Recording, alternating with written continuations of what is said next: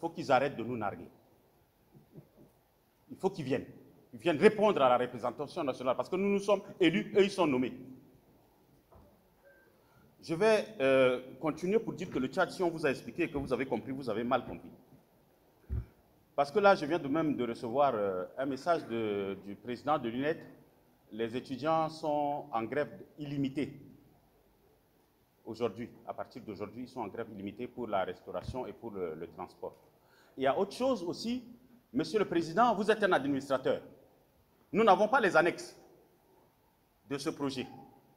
Et nous n'avons même pas le texte fondateur de cette université virtuelle, que nous ne savons même pas comment ça va fonctionner parce que nous n'avons pas d'électricité, nous n'avons pas Internet, alors je vous en passe des meilleurs. Je souhaite qu'on reporte cette séance. Sincèrement.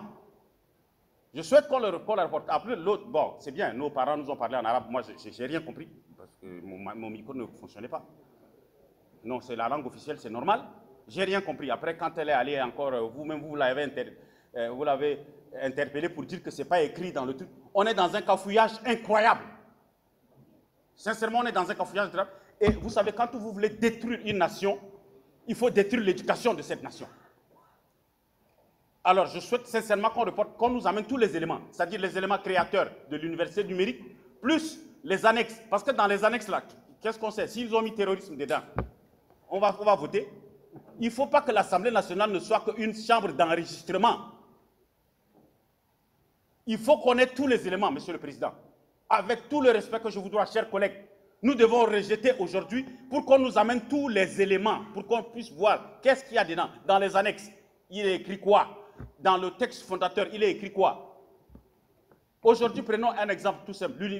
Même les étudiants n'ont pas de bourse.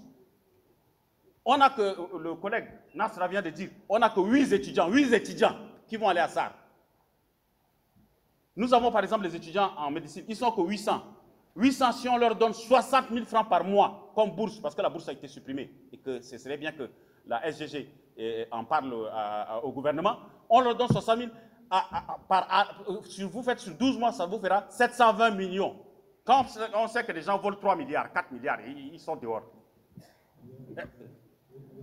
Voilà. Donc, Monsieur le Président, je vous appelle, il faut qu'on nous amène les annexes de ce texte-là, qu'on nous amène le texte fondateur pour que nous puissions prendre connaissance avant de voter. Ne soyons pas des moutons. Merci.